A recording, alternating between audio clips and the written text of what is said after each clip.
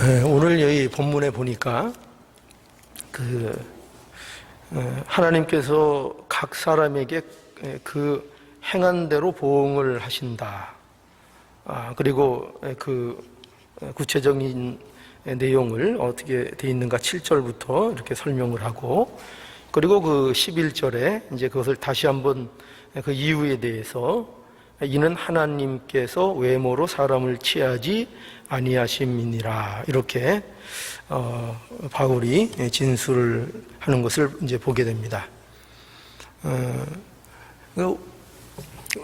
이 내용을 한마디로 얘기하면 외모로 사람을 하나님은 판단하지 아니하신다. 외모가 아닌 중심을 하나님께서 보신다. 이런 그 내용을 바울이 얘기하고 있는 겁니다. 제가 이렇게 성경을 볼 때 가장 인간의 입장에서 곤란한 말씀이 뭘까 이렇게 생각이 들던데, 이 말씀이 인간의 입장에서는 가장 곤란한 말씀이 아닐까 이렇게 생각이 듭니다. 왜 그럴까요? 외모만 보면은 좀 견디겠는데, 그죠? 어떻게 외모 겉모양만 어떻게 이렇게 좀 번지르르하게 이렇게 좀 위장을 하면 그러면 좀 괜찮겠는데, 이거 겉을 보는 것이 아니라 중심을 본다, 속을 보신다, 이렇게 하나님이 말씀하시니 굉장히 이거 인간의 입장에서는 곤란한 말씀이 아닙니까? 여러분들은 어떻게 느끼시는지요? 굉장히 저는 이 참 두려운 말씀이다, 굉장히 힘든 말씀이다, 이 앞에 서기가 굉장히 두렵다라는 이런 생각이 듭니다. 어쨌든 오늘 이 본문을 보면은요, 이 본문이 언뜻 보면은 꽤 이렇게 심각한 오해를 좀 하게끔 돼 있어요. 그게 뭐냐면, 마치 이 내용들이 다시 보면은 하나님께서 각 사람에게 그 행한 대로 보응하시되, 이렇게 행한 대로 보응하신다라는 이런 표현, 이런 진술, 그리고 그 밑에 설명하는 참고 선을 행하여 영광과 존귀와 썩지 아니함을 구하는 자에게는 영생으로 하신다. 그리고 오직 당을 지어 진리를 좇지 아니하고 불의를 좇는 자에게는 노와 분으로 하시리라. 이런 내용들이 마치 무엇을 얘기하는 것 같이 들리냐면은, 무슨 구원받는 데 있어서 조건이 있다, 이런 느낌으로 들립니다. 그렇지 않으세요? 그러니까 선을 행하면 네가 영생이 있고, 또 악을 행하면 그렇지 못하고 하나님 앞에 심판을 받고, 그래서 마치 이 말씀이 어떤 영생을 얻는, 구원을 얻는 조건을 바울이 제시하는 것처럼, 그것을 가리키는 것처럼 이렇게 좀 오해를 할 요지가 다분히 있습니다. 그런데 이 말씀은 절대로 선을 행하라, 그런 의미가 아니에요. 우리는 이런 말씀을 이렇게 대하면 딱 우리 마음에 들어오는 생각은 무엇부터 들어오냐면은, 참고 선을 행하여 영광과 존귀와 썩지 아니함을 구하는 자에게는 영생으로 하시고, 이런 말씀을 대하면 선을 행하자, 그래서 선을 행해서 영생을 얻자, 그러니까 우리가 선을 행하자, 선을 행하라는 그런 말씀이다. 우리가 이렇게 이제 쉽게 오해를 하기 쉽다는 거죠.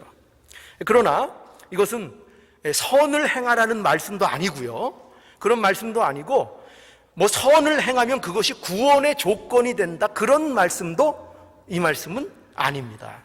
그런 뜻이 아니에요. 왜냐하면 그런 뜻이라면 이 로마서의 주제와는 너무나도 그게 상반된 내용이 되는 것입니다. 그렇죠? 로마서의 대주제가 뭡니까? 여러분, 로마서의 주제가 뭐죠? 로마서 배우시면서 그거 정도는 아셔야 되잖아요. 로마서의 주제가 뭡니까? 오직 의인은 믿음으로 말미암아 산다는 것이 이 로마서가 얘기하려는 전체적인 대주제예요. 그러니까 우리가 구원을 얻는다는 것은 어떠한 경우라도 어떤 인간의 선한 행위라든가 어떤 모습을 통해서 어떤 인간의 행위를 통해서 구원을 얻는 것이 아니고 오직 하나님의 은혜를 통해서만. 그죠? 그래서 믿음은 뭐라 그래요? 믿음은 선물이다. 아무런 받을 만한 조건도 자격도 없음에도 불구하고 하나님께서 주시는 것, 거저 주시는 것, 그것이 우리가 구원이잖아요. 그렇죠? 그렇기 때문에 그런 성경이 얘기하는 성경 전체가 가장 확실하게 증거하는 진리와 상반되는 이야기를 바울이 할 얘기가 없죠. 그럴 리는 없는 겁니다. 그러니까 우리가 먼저 이 말씀을 이해하는 데 있어서 분명히 알아야 될 건 뭐냐면 이 말씀이 뭐 선을 행하라는 그런 요구도 아니고, 그리고 어떤 구원을 받는 조건으로서의 선이나 어떤 행위를 강조하는 그런 말씀도 결코 아니라는 것을 먼저 가슴에 한번 새기시고 이 말씀을 시작해야 할 것입니다. 그러면 이 말씀은 어떤 그 말씀이냐? 이 말씀이 가지는 그 목적, 초점, 의도가 뭐냐 할 때 이 말씀은, 본문은 하나님의 심판, 지금 계속 복음을 설명하면서 하나님의 심판에 대해서 얘기하고 있잖아요. 하나님의 진노에 대해서 얘기하고 있잖아요. 그 하나님의 진노와 심판의 공정함, 그 심판이, 그 진노가 얼마나 정당하고 얼마나 공정한 심판인가를 설명하는 것으로 오늘 이 본문이 등장하고 있다는 것을 여러분들이 놓치지 않고 이 본문을 이해를 해야 됩니다. 그래서 그런 거죠.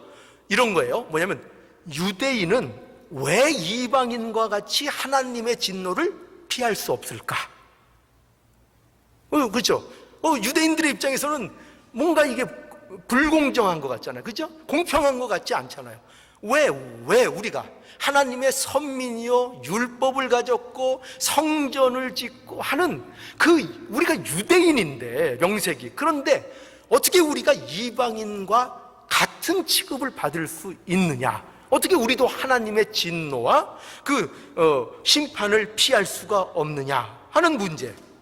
무엇이 유대인에 대한 하나님의 진노가 정당하고 공정하다는 근거가 되는 것이냐 할 때 그 이유를 오늘 이제 본문이 설명하고 있는데, 그 이유가 뭐라는 거죠? 그 이유가 하나님은 겉모습에 속지 않으시고 중심으로 판단하시는 분이시다. 그렇게 그 근거를, 그 정당성을 말씀하고 있는 거예요.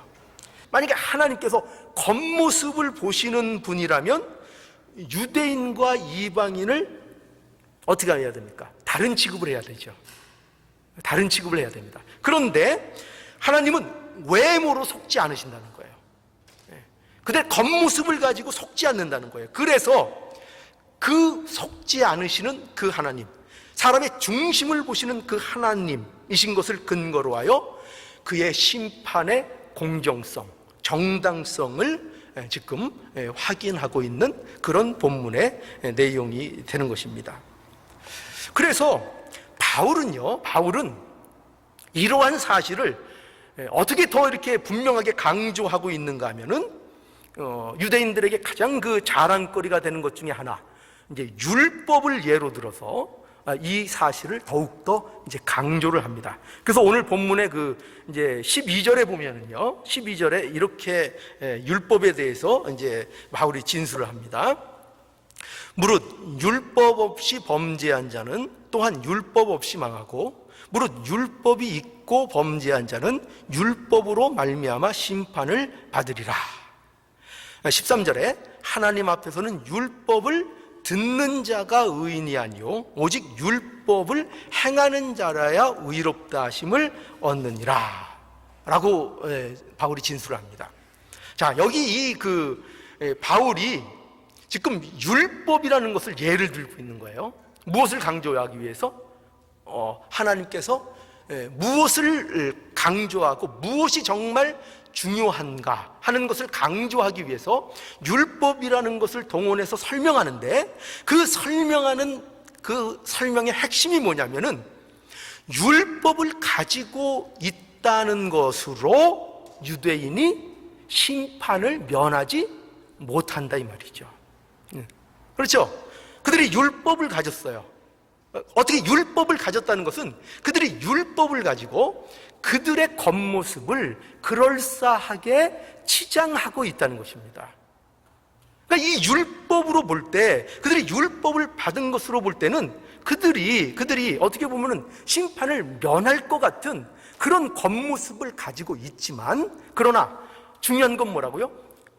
바울이 강조하는 건 율법을 가지고 있는 게, 그게 중요한 게 아니라는 거예요. 하나님이 너희들에게 율법을 줘서 우리는 율법을 받았다라는 것으로 너희들이 만족하고 끝나면 그건 아무것도 아니라는 거예요. 아니고 어떻게 해야 된다고요? 그 율법을 준 이유는 율법을 지켜야만 그것이 너희의 중심이 된다는 거죠. 그것이 너희가 되고 너희 내용으로 그 율법을 지키는 것을 통해서 너희의 그 중심이 하나님 마음에 들도록 그 내용을 너희들이 가지고 있어야 된다는 거죠.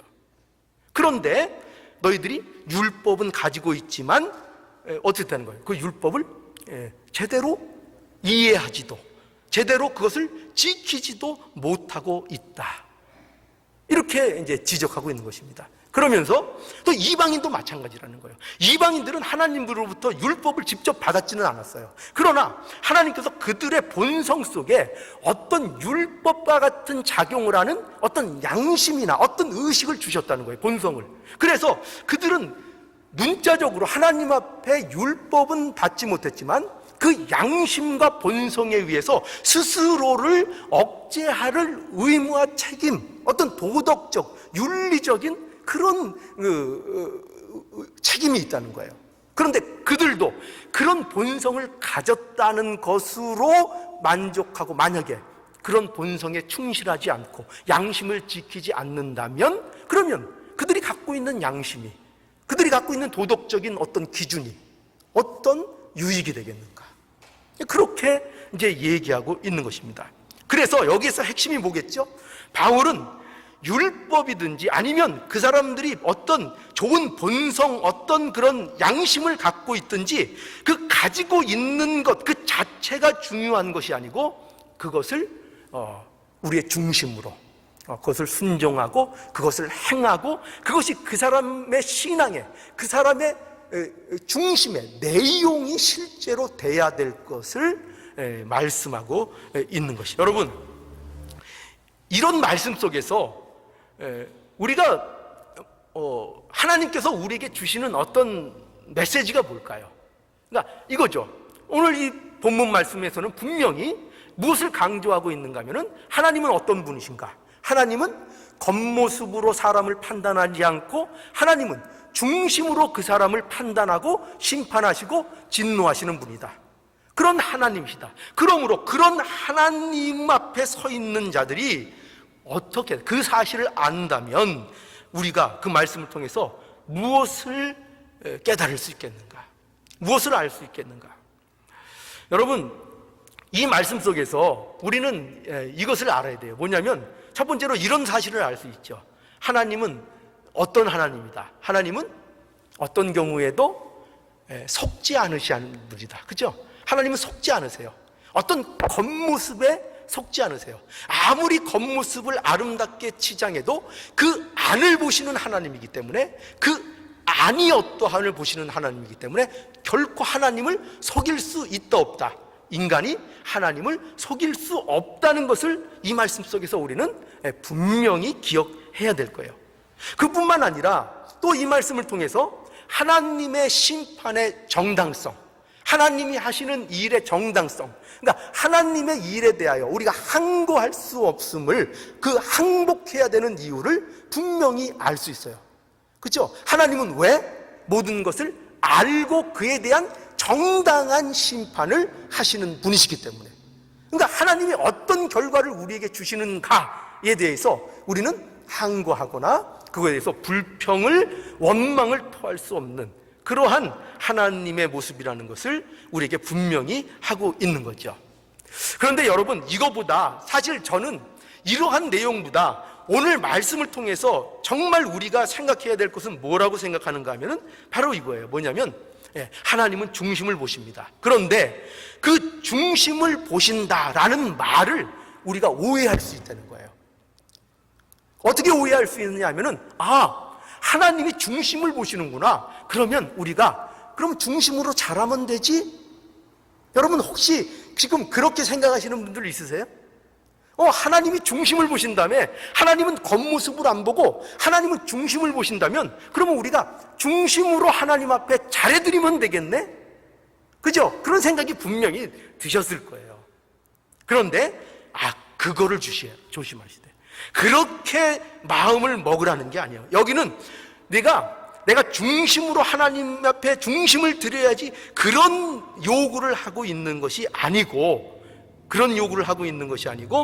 이것은 인간의 겉모습에 속지 않는 그 하나님, 중심을 보시는 하나님을 우리에게 알림으로 인해서 우리를 어떤 문제로 끌어들이는가 하면, 우리를 겉모습, 겉의 문제에 머무는 우리를 중심이라는 내면적인 문제로 하나님께서 끌어들이시는 거예요. 끌어들이셔서 뭘 하려고 할까요? 하나님, 나는 중심을 본다. 나는 외모를 보지 않는다. 그 말씀을 통해서 우리를 어느 가운데로 끌어들이실까요? 내면으로 끌어들이세요. 내면으로 끌어들여서 무엇을 알게 하시는가 하면은 그 마음이 어떤가를 결국은 보도록 우리에게 의도하고 계신 거예요. 그러니까 마음이 어떤가요? 우리가 아까도 말씀드린 것처럼 중심으로 하나님을 섬기는 것이 하나님이 원하시는 거라고요? 그럼 우리가 중심으로 하나님을 섬길게요. 오늘부터 제가 중심으로 하나님을 섬길게요. 그래? 내가 중심을 원하는 사람인데, 정말 하나님인데 네가 정말 중심으로 나를 섬기겠다고? 그럼 네 중심이 뭔가 보자. 네 마음이 뭔가 보자. 그래서 글로 끌어들이는데, 문제는 뭡니까? 그 인간의 마음, 그 인간의 중심이 온통 썩어 문드러져 있다, 이 말이에요. 썩어 있단 말이에요. 그것도 모르고, 그 상태도 모르고 뭘 한다고요? 내가 그 중심으로 하나님을 섬기면 되지 않습니까? 아니, 하나님의 말씀은 이거죠. 중심으로 네가 날 섬긴다고? 네 속이 어떤데? 네 중심이 가진 게 뭔데? 네 마음이 뭔데? 네 마음으로부터, 인간의 마음으로부터 나오는 것들이 뭔데? 온갖 부패와 더러운 것과 악한 것만 쏟아내는 것이 인간의 본성인데, 네 그 중심으로 나를 섬기겠다고?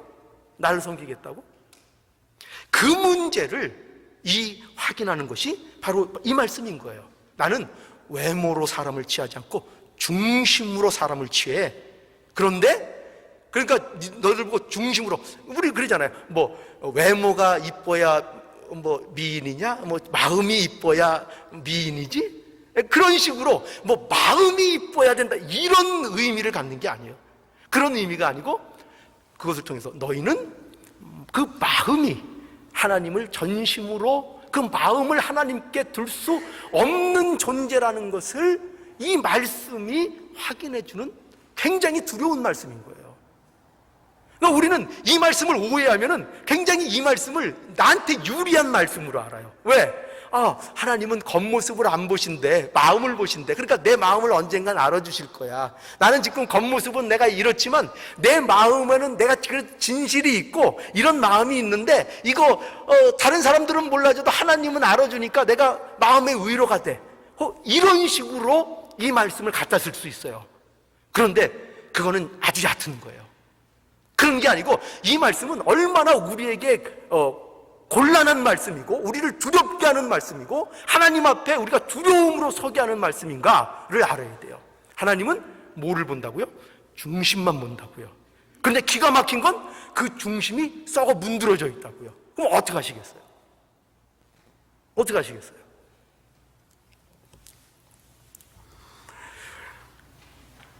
그래서 하나님께서는 인간의 모습에 속지 아니하시고 중심을 보시는 분이신 것을 이 말씀을 통해서 우리에게 분명히 하심으로 이 사실을 우리들에게 끌어내고 계신 거예요.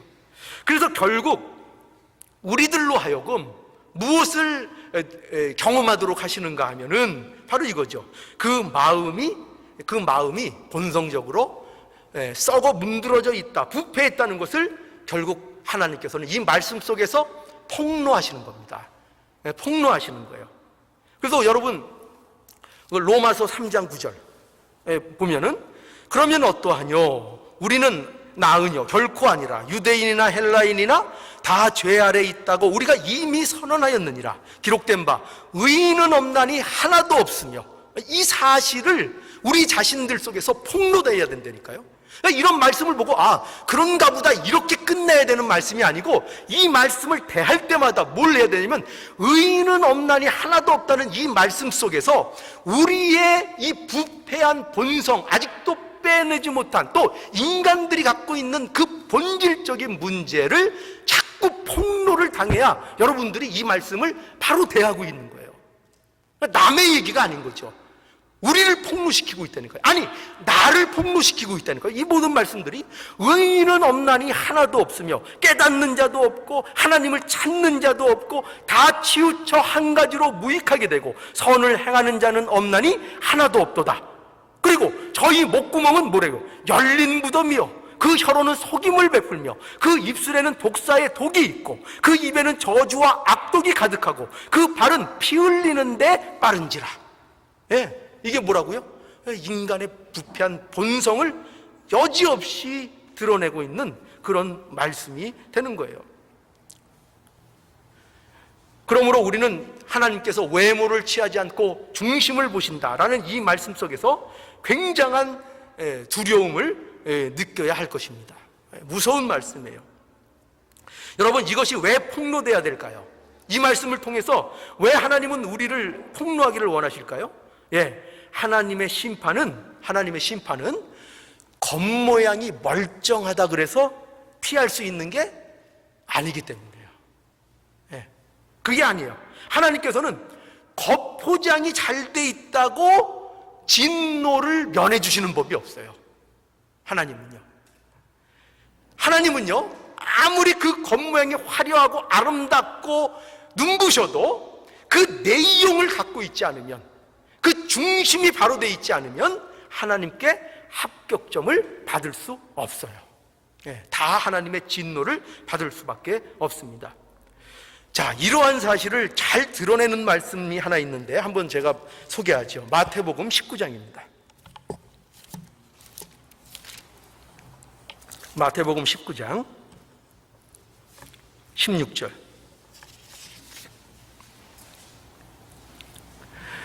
어떤 사람이 주께 와서 가로되 선생이여 내가 무슨 선한 일을 하여야 영생을 얻으리까? 예수께서 가라사대 어찌하여 선한 일을 내게 묻느냐? 선한 이는 오직 한 분이시니라. 내가 생명에 들어가려면 계명들을 지키라.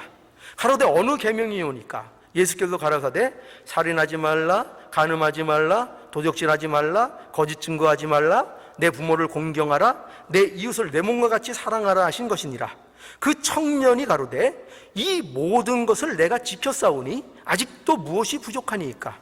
예수께서 가라사대 내가 온전하고자 할진대 가서 내 소유를 팔아 가난한 자들을 주라. 그리하면 하늘에서 보화가 내게 있으리라. 그리고 와서 나를 쫓으라 하시니 그 청년이 재물이 많음으로 이 말씀을 듣고 근심하여 가니라. 자, 보세요. 이 말씀은요 우리가 너무나 잘 아는 말씀이죠. 한 청년이, 부자 청년, 관원이기도 하군, 이 부자 청년이 예수님께 찾아왔습니다. 그리고 영생에 대해서 묻습니다. 내가 무슨 선한 일을 해야 영생을 얻겠습니까? 할 때 예수님께서 이런 그 말씀을 하세요. 네가 계명을 지켜라, 이런 말을 하니까 이 청년이 뭐라고 대답하는가 하면은 내가 그 계명을 어릴 때부터 다 지켰습니다, 이렇게 얘기합니다. 그러니까 예수님께서 이 청년에게 하시는 말씀이, 그러면 네가 정말 그 계명을 다 지켰다고 네가 말하는데, 그러면 네가 네 소유를 팔아서 가난한 자들에게 주라, 이렇게 말하니까 이 청년이 어떻게 했다고요? 그 말을 듣고 근심하면서 돌아갔다, 이렇게 얘기하고 있는 겁니다. 여러분, 이게 뭘 얘기하는 걸까요? 여기에 핵심은 뭘까요? 이 비유의 핵심은 뭘까요? 예수님께서 이 청년이 율법을 지킨다고 고백한 일에 대하여 그가 실상은 어떤 자리에 있는지를 예수님께서 폭로시키는 겁니다. 그 사실을 폭로시키는 거예요. 그러니까 이 청년은 자기가 율법을 어릴 때부터 지켰다고 생각하고 있는 거예요. 왜? 문자적으로 지켰거든요. 문자적으로 순종했습니다. 그런데 그가 진정으로 그 율법이 요구하는 바 하나님의 사랑을 정작 그는 가지고 있지 않았어요. 그것이 어디에서 들통납니까? 그 재물에 대한 문제에서 이제 들통이 나는 거예요. 들통이 나고 있는 것입니다. 그래서 그가 율법으로, 그 젊은이가 율법으로 자신을 그럴싸하게 포장하고 있지만 그 중심에 뭐가 없는 거예요? 사실은 율법을 진정으로 이룰 능력이 없다는 것이 이 말씀 속에서 폭로가 되었던 것입니다. 예수님은 그거를 드러내고 있는 거예요. 그래서 이 사실이 폭로된 청년이 그 자리를 떠나게 되는 겁니다. 예수님 곁을 떠나게 되는 거예요. 그리고 나오는 말씀이 뭐냐면 재밌어요. 그 밑에 뭐가 나오죠? 그러고 이어서 나오는 말씀이 뭐예요? 부자가 천국에 들어가는 것이 얼마나 어려우냐, 그 얘기를 그 다음에 하세요. 여러분, 부자가 천국에 들어가려면 얼마나 힘들죠? 어떻게 비유합니까? 낙타가 바늘기로 들어가는 것보다 어렵다 이거예요. 그러면 그 말은 실제적으로 불가능하다는 얘기죠. 그러면 세상에 돈 있는 사람, 재물 있는 사람들이 천국에 못 갑니까? 그런 얘기가 아니죠. 여기서 말하는 부자는 누구예요?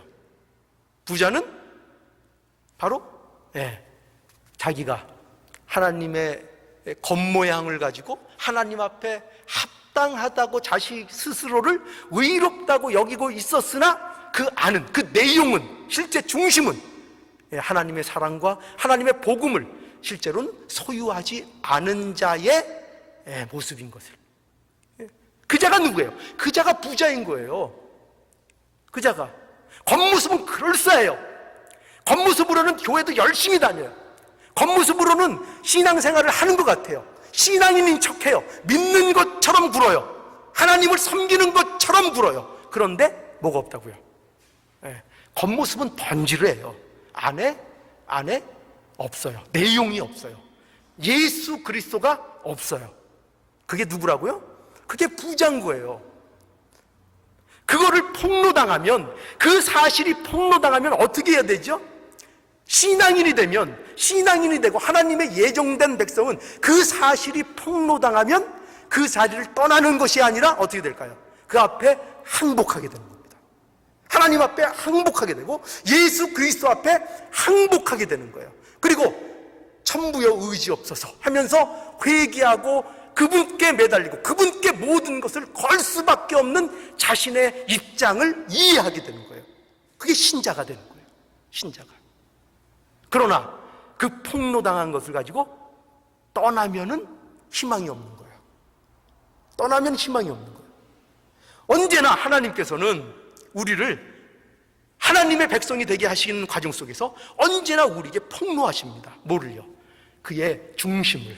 그의 중심이 얼마나 부패하고 얼마나 더럽고 얼마나 악한 것만 쏟아내는 그 본성인가를 하나님께서 날마다 폭로시키세요. 하나님이 폭로시키십니다. 이 하나님의 폭로가 있을 때에 어떻게 해야 된다고요? 하나님 앞에 항복해야 됩니다. 이것을 항복하지 않으면 낙타가 바늘길을 통하여 들어가지 못하는 것보다 더 힘든, 뭐로 비유하면 될까요? 고래. 낙타보다 고래가 더 클까요? 그런 부자가 되는 것입니다. 그러니까 여러분, 하나님이 우리의 중심의 부패함을요 폭로하실 때에 무엇으로 폭로하시겠죠? 예수 그리스도를 통해서 우리를 폭로하십니다. 십자가가 그거예요. 예수 그리스도의 십자가가 우리의 부패함을 폭로하는 거예요. 근데 그 폭로를 당할 때에 저와 여러분들이 마치 나는 의인인 것처럼, 나는 뭐 괜찮은 사람인 것처럼 그럴싸한 표정을 짓고 나는 이 내용에 대해서 상관이 없는 사람들처럼 그렇게 하면 안 된다는 거예요. 안 되고 어떻게 해야 돼요? 폭로 당할 때 그 폭로 때문에 아파야 되는 거예요. 내가 이런 자입니다, 하나님. 그래야 희망이 있는 거예요. 아파야 희망이 있는 것입니다. 아파야 희망이 있는 거예요. 하나님이 무엇으로 여러분들을 폭로시킨다고요? 무엇으로 폭로시킨다고요? 예수 십자가. 예수 십자가로 여러분들의 중심을 폭로를 시키는 겁니다. 그래서 불신자와 신자의 차이, 바로 이러한 하나님의 폭로에 대해서 자복하고 회개하는 자는 신자가 되는 것이고, 그러나 자기를 꽁꽁 싸매고 나와는 상관없다고 일관성 있게 거부하는 것은 아직 하나님의 은혜를 입지 못하는 것입니다. 자, 이제 우리는 심각하게 생각해야 됩니다. 뭐냐? 우리의 문제는, 인간의 문제는요, 겉모양을 치장해서 되는 문제가 아니라는 것입니다. 아무리 겉모양을 그럴싸하게 포장하고 치장하고 나가도 하나님은 우리 안에 있는 것, 우리 안에 있는 그 내용들을 다 아십니다. 무엇을 가지고 있는지, 그 내용이 뭔지를 다 알아보신다는 겁니다. 그래서 하나님의 진노, 하나님의 심판은요, 착하다고 피할 수 있는 것도 아니고, 이 하나님의 진노와 심판은요, 열심히 산다고 피할 수 있는 그런 문제도 아닙니다. 어떻게 해야 피할 수 있다고요? 중심이 하나님 앞에 합격증을 받아요. 중심이 하나님 앞에 합한 자가 되어야 이 하나님의 진노를 피할 수 있는 겁니다. 그리고 그 합한, 하나님의 마음에 합한 것이 되는 것은 오직 무슨 방법밖에 없어요? 예수 그리스도 안에 있는 방법밖에는 없는 겁니다. 예수 그리스도로밖에는 해결되지 않는 것입니다. 그래서 여러분, 그 사무엘상 16장에 가보면 이런 말씀이 있어요. 한번 이거 찾아볼까요? 사무엘상, 한번 이거 마지막으로 우리 한번 찾아보겠습니다. 사무엘상 16장 6절 7절. 그들이 오매 사무엘이 엘리압을 보고 마음에 이르기를 여호와의 기름 부으실 자가 과연 그 앞에 있도다 하였더니 여호와께서 사무엘에게 이르시되 그 용모와 신장을 보지 말라. 내가 이미 그를 버렸노라. 나의 보는 것은 사람과 같지 아니하니 사람은 외모를 보거니와 나 여호와는 중심을 보느니라. 이 기름 부을 자에 대해서 과연 누가 하나님의 그 기름 부음에 합당한 자인가라고 할 때 하나님의 말씀은 뭐냐면, 하나님은 나는 사람과 보는 것이 같지 않다. 어떻게 다르다고요? 사람은 외모를 보거니와 나 여호와는 중심을 보신다는 얘기죠. 그죠? 근데 보세요. 중심을 보신다고 했는데, 근데 재밌는 건 뭐냐면 그 12절에 보면 이렇게 돼 있어요. 이에 보내어 그를 데려오매, 이제 그 다윗을 얘기하겠죠. 그를 데려오매 그의 빛이 붉고 눈이 빼어나고 얼굴이 아름답더라. 여호와께서 가라사대 이가 그니 일어나 기름을 부으라. 지금 분명히 그 앞에서는 외모를 보지 않는다. 물론 신장에 대한 얘기는 없지만 외모를 보지 않고 중심을 본다라고 말씀하셨는데, 그 12절에 보면은 마치 그 진술이 외모를 보신 것 같은 그런 진술이 있어요. 그죠? 여기 보세요. 그를 데려오매 그의 빛이 붉고 눈이 빼어나고 얼굴이 아름답더라. 그러니까 사울처럼 이렇게 신장이 크고 이렇게 장대하고 이런 그 청년은 아니더라도 굉장히 이렇게 미소년 같은 그런, 소위 말해서 오늘날 아이돌 같은 그 스타일 상상을 하자면 그렇지 않을 수도 있겠죠. 굳이 상상을 하자면 그런 식의 이제 묘사가 이제 돼 있다고요. 그렇죠?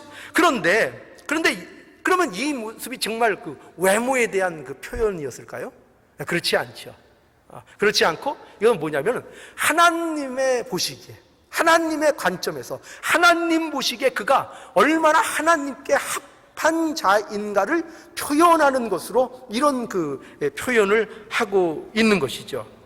그러니까 하나님께서는 그 다윗의 아름다움, 무엇을 보고 계신가 하면 그 다윗의 중심의 아름다움을 보고 있는 거예요. 외모의 아름다움을 보는 것이 아니라 그 중심의 아름다움을 보고 있는 것인데, 그런데 중요한 건 뭐냐면 그 중심의 아름다움이 뭐냐 이거예요.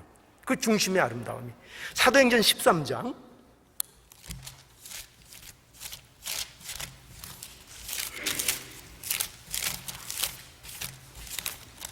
사도행전 13장 21절 사도행전 13장 21절부터 23절까지 읽겠습니다.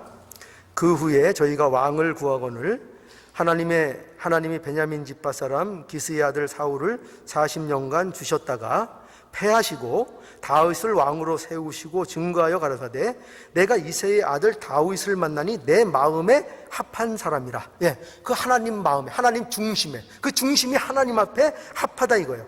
근데 보세요. 그가 뭐가 과연 그 중심이, 아니 인간이, 우리가 늘 성경에서 증거받듯이 인간이 의로우면 얼마나 의롭겠어요. 얼마나 이 다윗이 의롭고 나중에 다윗이 커서 하는 행동들을 보세요. 그죠? 우리 다윗이 무조건 성군이요 좋은 왕이라고 생각하지만 그가 했던 그 아주 더러운 죄악들, 아주 얄미운 그 구석들을 보세요. 인간 중에 어떻게 의인이 있을 수가 있어요. 그런데 합하다는 거예요. 왜? 단 이유가 뭘까요? 그 다윗을 통해서 이루시려는 하나님의 뜻이 그 안에 있기 때문이에요. 그 안에 창세전부터 그에게 예비하고 계획한 하나님의 놀라운 계획이 그 안에 있기 때문이에요.